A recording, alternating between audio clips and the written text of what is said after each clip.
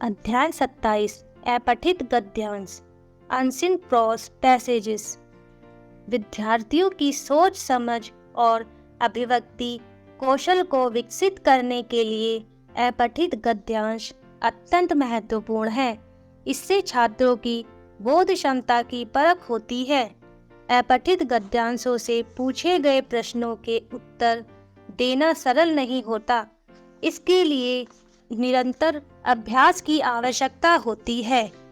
इन गद्यांशों को पढ़कर पूछे गए प्रश्नों के उत्तर दीजिए। गद्यांश 1। मनुष्य को जितनी जरूरत हवा, पानी और अन्न की होती है, उतनी व्यायाम की भी। हाँ, कसरत के बिना मनुष्य वर्षों तक जीवित तो रह सकता है, फिर भी सर्वमान्य तथ्य है कि कसरत के बिना मनुष्य निरोगी नहीं रह सकता। कसरत का अर्थ सिर्फ हॉकी, टेनिस, फुटबॉल, क्रिकेट और घूमना ही नहीं है। कसरत न करने से शरीर रोगी रहता है और मन की कसरत न होने से वह भी शिथिल रहता है। मूर्खता को भी एक प्रकार का रोग समझना चाहिए। कोई बड़ा पहलवान कुश्ती जीतने में तो बड़ा प्रवीण हो, किंतु मन उसका गवारों का सा हो तो उसके लिए निरोग शब्द का प्रयोग करना भूल है। अंग्रेजी कहावत है कि निरोगी मनुष्य वह है जिसके निरोग शरीर में निरोग मन का निवास है। गद्यांश 2। मोर के सिर की कलंगी अधिक सघन, ऊंची तथा चमकीली हो गई। चोंच अधिक बंकिंग और पैनी हो गई। गोल आंखों में इंद्रनी की नीलाव द्युति झलकने लगी। लंबी नील हरित ग्रीवा की हर भंगिमा में धूप छाही तरंगे उठने गिरने लगी। दक्षिण वाम दोनों पक्षों में सलेटिल और सफेद आलेखन स्पष्ट होने लगे। पूंछ लंबी हुई और उसके पंखों पर चंद्रिकाओं के इंद्रधनुषी रंग उद्दीप्त हो उठे। रंग रहित पैरों की गर्वीली गति ने एक गति गरिमा से रंजित कर दिया।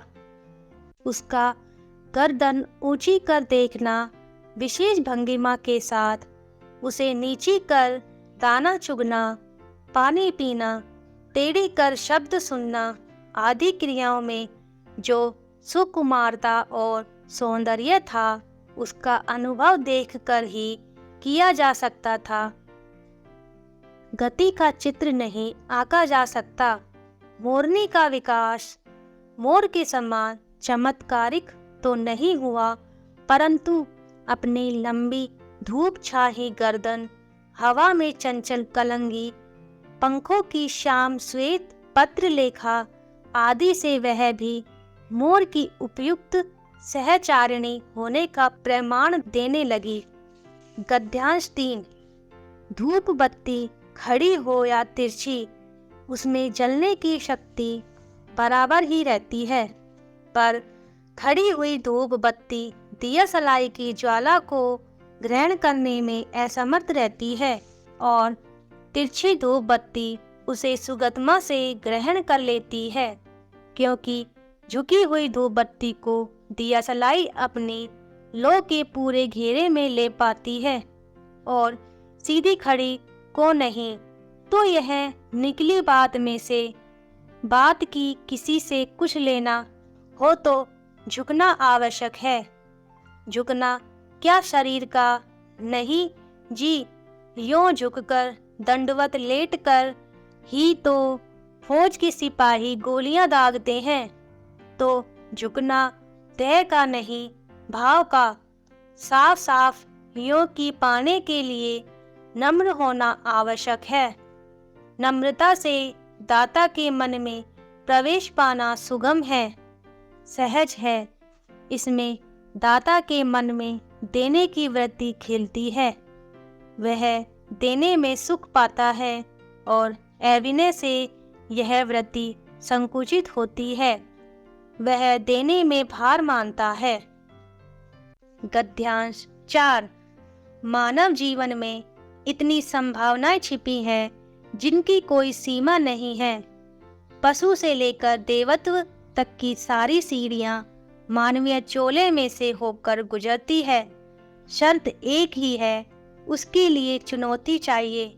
बिना चुनौती के वे सारी संभावनाएं सोई रहती हैं।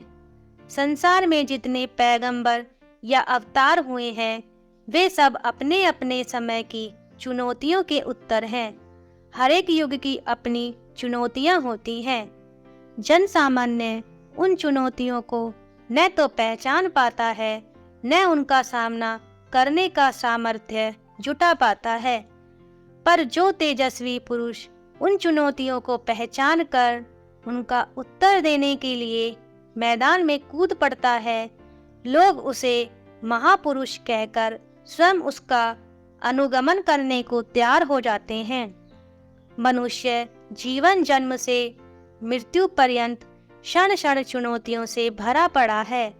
जिसने इन चुनौतियों को पहचान कर खम ठोक दिया, उसी के मुख से यह निकलेगा, इस सदन में मैं अकेला ही दिया हूँ। मत बुझाओ, जब मिलेगी रोशनी मुझसे मिलेगी।